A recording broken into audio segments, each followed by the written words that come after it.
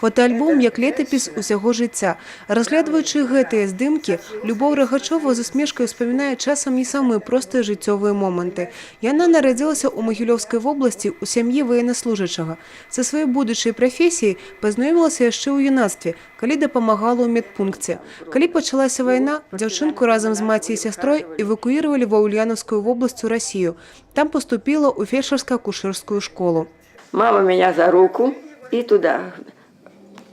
У меня было ничего, какое призвание. Но мама говорит, ну хоть в медицину пусть идет, там больше порядка. И вот мама меня привела в эту фельдшерско-акушерскую школу.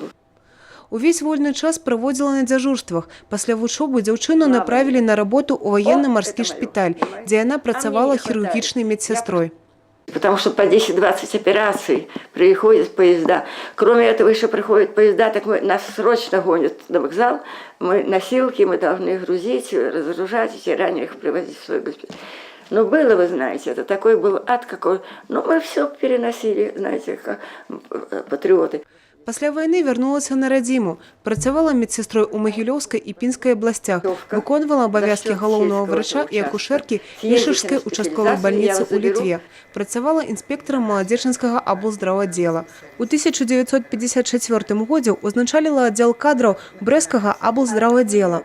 У гэты час толькі пачынала аднаўляцца медыцына вобласці. Асаблівы недахоп кадраў адчуваўся ў сельскай мясцовасці. Крытэрыі адбору да будучых медыкаў былі высокія. Любоў Георгіевна ездила в университеты на размеркование, как познакомиться с каждым выпускником особисто. Распределение шло куда?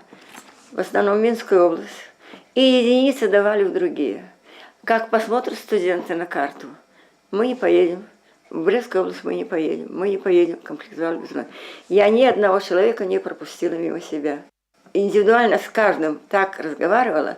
Я сначала спрашиваю, чем он увлекается, что ему интересно, что он может и все. Аркадий Фискавец – один из тех, кому Любоў Георгіевна дала путевку ў дарослае жыццё. От сельского доктора до наместника галоўнага врача по хирургии Брестской областной больницы.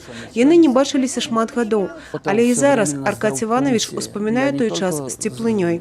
И вы знали, как и кадры расставить на свои места, как подойти к каждому к человеку, подойти, как организовать эту.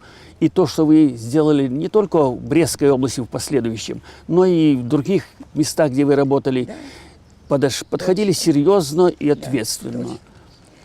И поэтому вас помнят в Брестской области, в Бресте, везде назовешь фамилию Рогачева, Любовь Георгиевна, знают все вас, потому что вы были организатором, и через ваши руки, как говорят, прошли все практически кадры. У гэтым годзе Любоў Георгіевна азначыць свой 90-гадовы юбілей. Жанчына кажа, за гэты час адбылося многае, але галоўны сакрэт прафесійнага майстэрства застаецца нязменным. Гэта любоў да пацыентаў і сваёй прафесіі.